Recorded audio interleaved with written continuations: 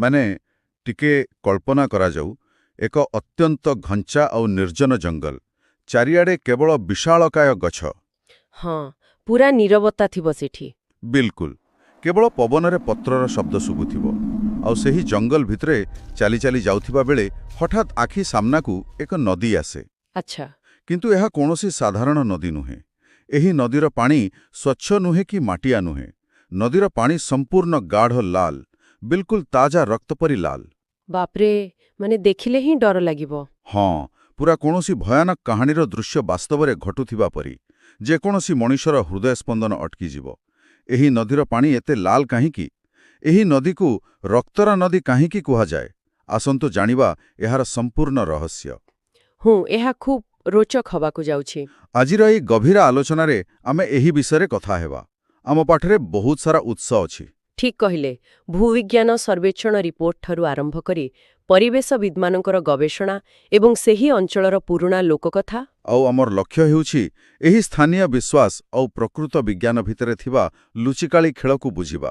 ଦେଖିବାକୁ ଅଭ୍ୟସ୍ତ। ହଁ, କାରଣ ଜଳ ହିଁ ଜୀବନ। ଜଳକୁ ଆମେ ସ୍ୱଚ୍ଛତାର ପ୍ରତୀକ ଭାବିଥାଉ। ବିଲକୁଲ। କିନ୍ତୁ ଯେତେବେଳେ ସେହି ପାଣି ରକ୍ତବର୍ଣ୍ଣର ହୋଇଯାଏ, ସେତେବେଳେ ଆମ ମସ୍ତିଷ୍କରେ ଏକ ସତର୍କ ଘଣ୍ଟି ବାଜି ଉଠେ। ମାନେ ଏହା ପ୍ରକୃତିର ସାଧାରଣ ନିୟମ ବିରୁଦ୍ଧରେ ଯାଉଛି ବୋଲି ଲାଗେ। ସତ କଥା। ରକ୍ତ ମାନେ ତ ବିପଦ, ଆଘାତ ବା ମୃତ୍ୟୁର ସୂଚକ।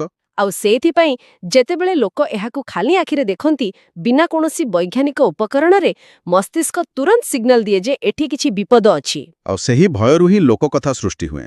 ଆଚ୍ଛା, ପ୍ରଥମେ ଏହା ଜାଣିବା ଯେ ଏହି ନଦୀଟି ପ୍ରକୃତରେ ଅଛି କେଉଁଠି। ହଁ, ଭୌଗୋଳିକ ତଥ୍ୟ ଅନୁଯାୟୀ ଏହି ନଦୀଟି ବିହାରର ରୋହତାସ ଜିଲ୍ଲାର ତିଲୌଥୁ ଗାଁ ପାଖା ଜଙ୍ଗଲରେ ବହୁଥିବା ରହସ୍ୟମୟୀ ନଦୀ। ମାନେ ସେହି କୈମୁର ପାହାଡ଼ ଅଞ୍ଚଳରେ ନା?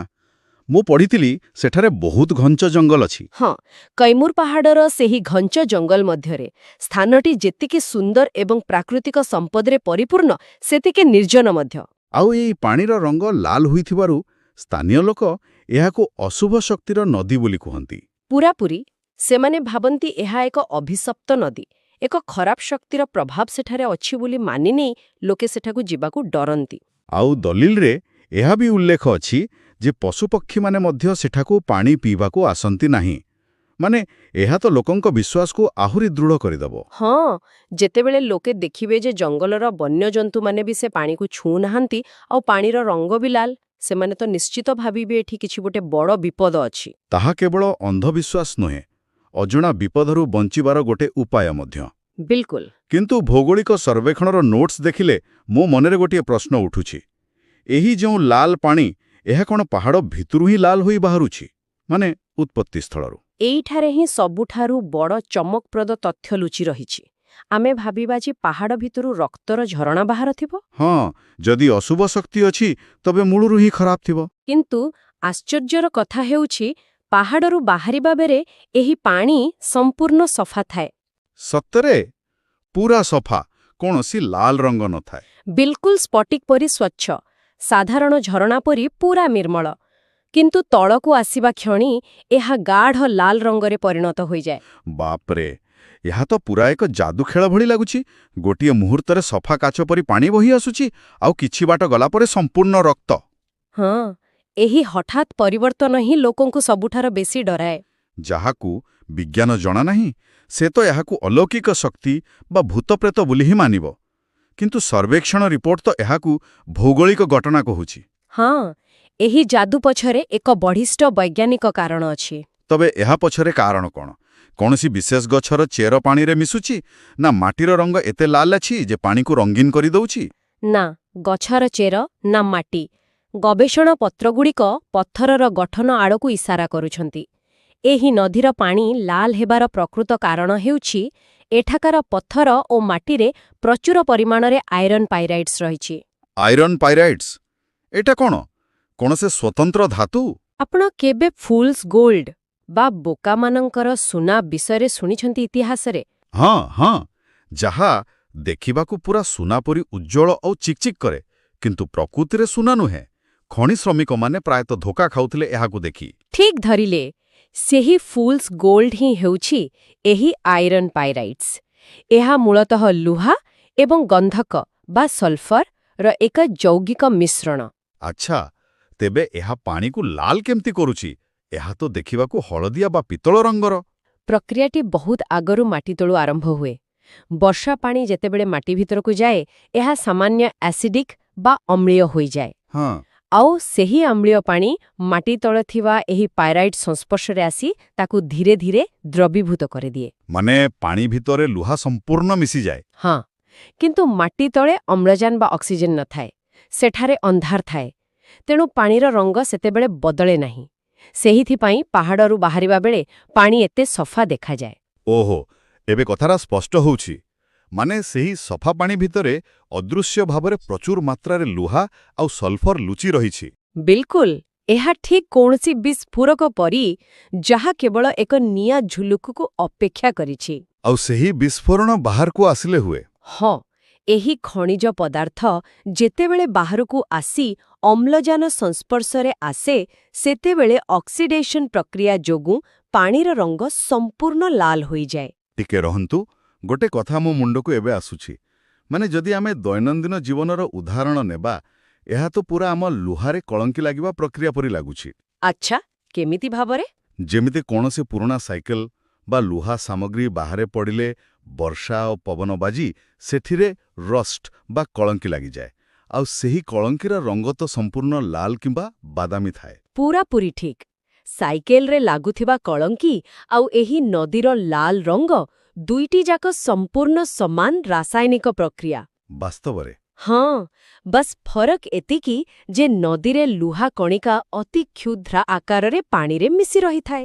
ସାଇକେଲରେ ତାହା କଠିନ ଆକାରରେ ଥାଏ। ତେଣୁ ନଦୀରେ ଏହା ଅତି ଶୀଘ୍ର ଲାଲ ହୋଇଯାଏ କାରଣ ଏହା ତରଳ ଅବସ୍ଥାରେ ଅଛି।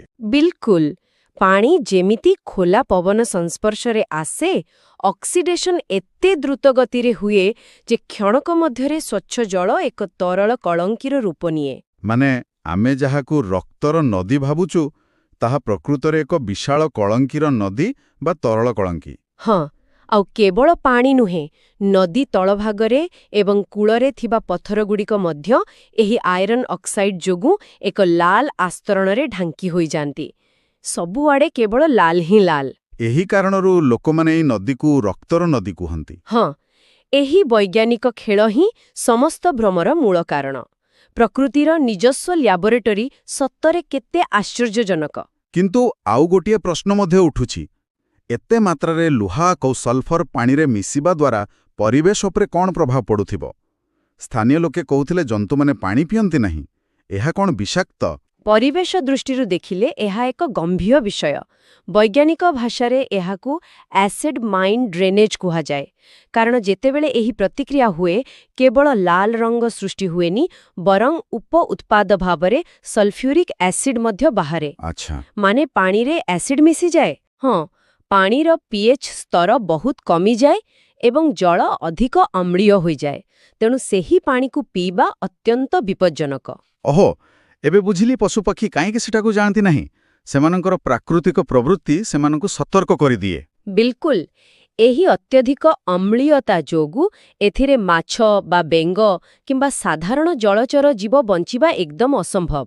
ଜୈବିକ ଦୃଷ୍ଟିକୋଣରୁ ଏହା ଏକ ପ୍ରକାର ମୃତ ନଦୀ। ମାନେ ଗାଁ ଲୋକଙ୍କର ଯେଉଁ ଭୟ ଥିଲା, ତାହା ପୂରାପୂରି ଭିତ୍ତିହୀନ ନଥିଲା।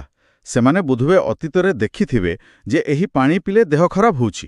ହଁ, ସେମାନଙ୍କ ପାଖରେ ରସାୟନ ବିଜ୍ଞାନର ଡିଗ୍ରୀ ନଥିଲା ସତ, କିନ୍ତୁ ବିପଦକୁ ଚିହ୍ନିବାର ସାମର୍ଥ୍ୟ ନିଶ୍ଚୟ ଥିଲା। ଆଉ ସେଇଥିପାଇଁ ସେମାନେ ଏହାକୁ ଅଶୁଭ ଶକ୍ତିର ନଦୀ ବୋଲି ନାମ ଦେଇ ନିଜକୁ ଆଉ ନିଜ ପିଲାମାନଙ୍କୁ ସେଠାରୁ ଦୂରେଇ ରଖିଲେ। ସତରେ ଲୋକକଥା ବିପଦରୁ ରକ୍ଷା କରେ, ଆଉ ବିଜ୍ଞାନ ସେହି ବିପଦର କାରଣ ବୁଝାଏ। ନିଶ୍ଚିତ ଭାବରେ, ଯେକୌଣସି ଅନ୍ଧବିଶ୍ୱାସର ମୂଳ ଖୋଜିଲେ ପ୍ରାୟତଃ ଏକ ବାସ୍ତବିକ ବିପଦରୁ ରକ୍ଷା ପାଇବାର ଉଦ୍ୟମ ହିଁ ଦେଖିବାକୁ ମିଳେ। ତିଲୌଥୁ ଗାଁର ଲୋକଙ୍କ ପାଇଁ ଏହା କେବଳ ସତର୍କ କରାଇବାର ଏକ ମାଧ୍ୟମ ଥିଲା। ଆଉ ଆମର ଆଜିର ଏହି ବିଶ୍ଳେଷଣ ସେହି ଭୟର ପ୍ରକୃତ କାରଣକୁ ସାମ୍ନାକୁ ଆଣିଲା। ଏଥିରେ କୌଣସି ଅଭିଶାପ ନାହିଁ। ଏହା କେବଳ ପାହାଡ଼ ତଳର ଖଣିଜ, ଜଳ ଏବଂ ବାୟୁମଣ୍ଡଳର ଅମ୍ଳଜାନ ମଧ୍ୟରେ ଘଟୁଥିବା ରାସାୟନିକ ପ୍ରକ୍ରିୟା। ପୁରାପୁରି ଠିକ୍। ଆମ ପରିବେଶ କିପରି ଏତେ ସହଜରେ ଆମ ଭାବନା ସହ ଖେଳିପାରେ, ଏହା ତାର ଏକ ଜ୍ୱଳନ୍ତ ଉଦାହରଣ। ଆଜିର ଏହି ଗଭୀର ଆଲୋଚନା ଆମ ଚିନ୍ତାଧାରାକୁ ସମ୍ପୂର୍ଣ୍ଣ ରୂପେ ଏକ ନୂଆ ଦିଗ ଦେଇଛି। କାହାଣୀ ଆରମ୍ଭ ହୋଇଥିଲା ଏକ ଡରାବଣା ରକ୍ତର ନଦୀରୁ, ଆଉ ଶେଷ ହେଲା ଭୂବିଜ୍ଞାନର ଏକ ଚମତ୍କାର ଦୃଷ୍ଟାନ୍ତରେ। ହଁ, ଏହା ପ୍ରମାଣ କରେ ଯେ ପ୍ରତ୍ୟେକ ଭୟାନକ ଲୋକକଥା ପଛରେ ଏକ ସୁନ୍ଦର ଏବଂ ଯୁକ୍ତିଯୁକ୍ତ ବିଜ୍ଞାନ ଲୁଚି ରହିଥାଇପାରେ। ଯଦି ଏହି କଥାଟି ସତ ହୁଏ, ତେବେ ଦୁନିଆରେ ଆହୁରି କେତେ ଆଶ୍ଚର୍ଯ୍ୟଜନକ ପ୍ରାକୃତିକ ଘଟଣା ଥିବ ଯାହାକୁ ଆମେ ଆଜି ବି ଅଲୌକିକ ଭାବି ଭୟ କରୁଛୁ। କିନ୍ତୁ ପ୍ରକୃତରେ ସେଗୁଡ଼ିକ କେବଳ ପ୍ରକୃତିର ଏକ ବିଶାଳ ବିଜ୍ଞାନଗାରର କିଛି ସାଧାରଣ ପ୍ରୟୋଗ ମାତ୍ର। ସତରେ ବିଜ୍ଞାନ ଆଉ ରହସ୍ୟର ଏହି ଲୁଚକାଳି ଖେଳ ବିଷୟରେ ଚିନ୍ତା କଲେ ମନରେ ଏକ ଅଦ୍ଭୁତ ଶିହରଣ ସୃଷ୍ଟି ହୁଏ। ବହୁତ କିଛି ଜାଣିବାକୁ ବାକି ଅଛି ଆମର। ବିଲକୁଲ। ପ୍ରକୃତିର ନୂଆ ନୂଆ ରହସ୍ୟ ଉନ୍ମୋଚନ କରିବାର ଏହି ଯାତ୍ରା ଆମର ଆଗକୁ ମଧ୍ୟ ଜାରି ରହିବ। ଏହିପରି ଅଧିକ ଭିଡିଓ ଦେଖିବା ପାଇଁ ଲାଇକ୍ ଏବଂ ସବସ୍କ୍ରାଇବ୍ କରନ୍ତୁ। ଆମେ ପୁଣି ଭେଟିବା ଆଉ ଏକ ନୂଆ ରୋଚକ ଆଲୋଚନା ସହିତ। ଧନ୍ୟବାଦ।